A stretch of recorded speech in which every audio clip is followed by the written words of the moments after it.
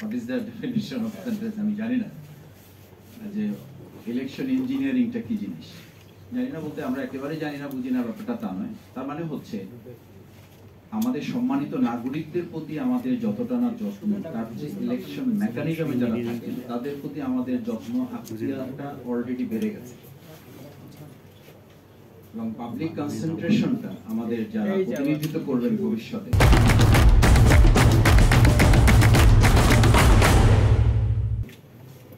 তারা সেই জায়গা থেকে অনেকটা দূরে সরে এসে যারা ইলেকশন পরিচালনায় সম্পৃক্ত তাদের পিছন ছোটা শুরু করেছেন।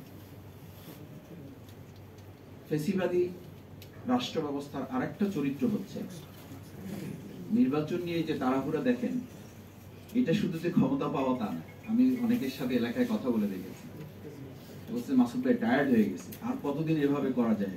অভিনয় তো করার একটা মানে আপনি যখন সিজনাল ওয়ার্ক করেন, ন্যাচারাল ওয়ার্ক করেন, তখন তো আপনার স্ট্রেস লাগে না, কিন্তু আপনি যখন অভিনয় করেন তখন দ্রুত কিন্তু হিরো বা হিরোইন যারা থাকে ওখান থেকে বেরিয়ে আসতে চায় যে ভাই সেট কখন শেষ হবে। সেট শেষ না হলে তো আমার ন্যাচারাল আমি ফিরে যেতে পারছি না। আমি তো এরকম না, আমি যা করতেছি এটা তো আমার আসল ক্যারেক্টার না, আমাকে থেকে ফিরে যেতে হবে। মাসুদ ভাই ঘুমাতে পারি না, রেস্ট নিতে পারি না, পরিবারকে সময় দিতে পারি না। তা আমি বললাম তারপরে 5 বছর তারপরে 5 বছর তো এটা আমার অত হেডেক থাকবে না। কিন্তু এখন যতক্ষণ ইলেকশন গোল পর্যন্ত না বুঝতে পারছি তখন তো একটা বিরাট স্টেজ, ফজরে আমার কথা শুনতে হয়, রাত 3টা পর্যন্ত আমার ড্রয়িং রুমে লোক বসে থাকে, এটা আমাকে হজম করতে হয়। This is too much. আমি বললাম যে ইলেকশন যখন শেষ হয়ে যাবে তখন এই মানুষগুলো কোথায় যাবে? বলছে যে এটার জন্য আমার লোক সেট করা আছে, ওনার এগুলো দেখবে। কান ইউ ইমাজিন কত বড় প্রতারণা রাষ্ট্রে আমরা বসবাস করছি, আপনি ভাবতে পারেন? আমি মাঝে মধ্যে খুব লজ্জিত হই, বিশ্বাস করেন। সাংবাদিক বিরুদ্ধে এখানে আছেন, খুব কষ্টও হয়। যেমন একটা রাষ্ট্রে আমরা বাস করি, সকাল সন্ধ্যা, সন্ধ্যা সকাল, প্রতিটা সেকেন্ড একটা মিথ্যার মধ্যে জীবনযাপন করছি, একটা অলীক জীবনযাপন করছি, একটা আর্টিফিশিয়াল লাইফ আমরা মানুষের কাছে অ্যাড্রেস করছি। একটু আগে আমার শ্রদ্ধেয় খ্যাতিমান আলোচক অ্যাডভোকেট অবহেনা রাজ্জাক ভাই বলেছেন যে মাইক্রোফোন আসলে আমরা রাজনীতিবিদরা আছি এনজয় করি। আমি ব্যক্তিগতভাবে বলি আমরা এখন এটাকে ভয় করি, অসম্ভব ভয় করি। যে এতগুলো মাইক্রোফোন আমার সামনে, আমার মতো ছোট মানুষ, রিয়েলি বলছি, আমার মতো ছোট মানুষ, আমার মতো ছোট একজন রাজনৈতিক কর্মীর সামনে যখন এতগুলো ক্যামেরা আপনারা ধরেন, তখন আমার দায়বদ্ধতাটা, তখন জনগণের প্রতি আমার যে অ্যাকাউন্টেবিলিটি, তাদের প্রতি আমার যে সম্মান, তাদের প্রতি আমার যে সৌজন্যতা, সেই জায়গাটাকে আমি রাখতে পারছি। ফেসিবাদী রাষ্ট্রের তো এটা একটা ক্যারেক্টার যে ইলেকশন হবে তার আগেই তো আমরা বলতে বসেছি যে আমরা আমাদের প্রয়োজন মতো ব্যালট পেপার আমরা ছাপিয়ে নেব। আমরা তো ইলেকশনের আগেই বলতে বসেছি যে ইলেকশন কি হবে হবে না, আমরা আমাদের মতো ডেট যদি দেরি করেন ডেট করে ফেলবো। আপনি দেখেন ফেসিবাদী রাষ্ট্রে আজকে আপনি ইলেকশন করতে যাবেন, যারা ইলেকশন করতে যাচ্ছেন, এমন কোন রাস্তা আছে এলাকায় যে রাস্তায় গাড়ি নিয়ে ঢুকতে পারবেন না, রিক্সা নিয়ে ঢুকে যায় না, মোটরসাইকেল নিয়ে ঢুকে যায় না, হাঁটার মতো অবস্থা নাই। আমি এরকম 2-4টা বিষয় নিয়ে কথা বলেছি। এখন যারা অন্তর্বর্তী সরকারে আছেন, যারা রাষ্ট্র সংস্কার করবেন, রাস্তা সংস্কার, স্কুল সংস্কার, মাদ্রাসা, মন্দির, মসজিদ, এই সংস্কারিতেও আমাদের অবস্থা খারাপ। কথা বললি এখনই, এখন তো ইলেকশনের ডেট ডিক্লেয়ার হয়নি, তো তার আগে এখনো কোথাও কোথাও কথা বলে, কোথাও কথা না, ম্যাক্সিমাম কথা বললি বলে যে ভাই এগুলো আমাদের কাজ না, এগুলো আপনারা এসে করবেন, আমরা একটা নির্বাচন করতে এসেছি।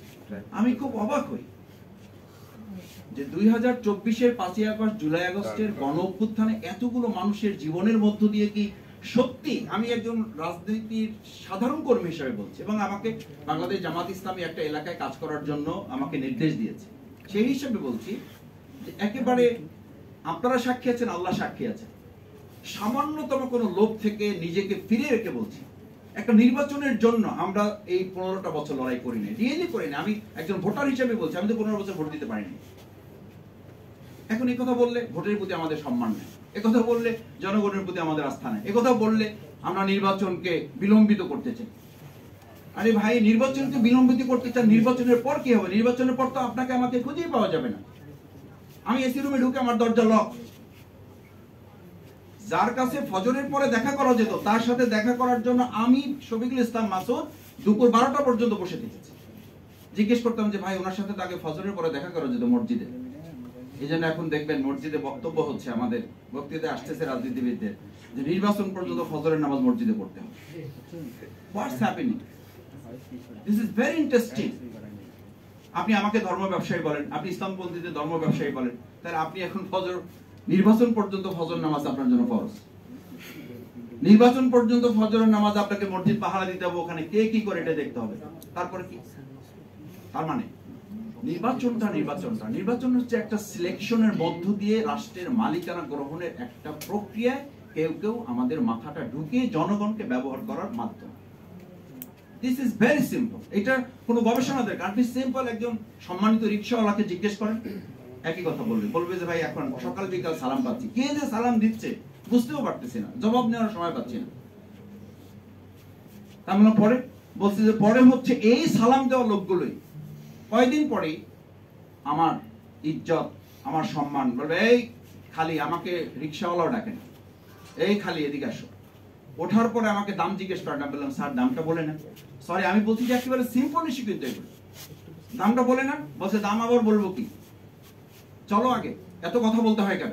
মানে এই সালাম দেওয়া লোকটাই, যেই 5 মাস, এই 3 মাস 4 মাস সালাম দিয়েছে, কারণ বক্তব্য হচ্ছে 5 মাস আপনার খেদমত করব, 5 বছর আপনি আমার খেদমত করবেন, ভাগ করে নিয়েছে আমরা। সুতরাং এই 5 মাস আপনি দেরি করতে যাবেন কেন? এই 5 মাস আপনি কষ্ট করতে যাবেন কেন? সেই জন্য তারা আমি যত দ্রুত পারা যায় তত যেন আমি এসি রুমে ঢুকতে পারি, তত যেন আমি একটা গাড়ির মালিক হয়ে যেতে পারি, তত যেন আমি সংসদে একটা পতাকা নিয়ে নিতে পারি। এটার প্রতিযোগিতা, কম্পিটিশন। ফ্যাসিবাদী রাষ্ট্রের ক্যারেক্টারটা, নেচারটা হচ্ছে আপনি কোনোভাবে মালিকানাটা গ্রহণ করে জনগণকে দাসে পরিণত করেন।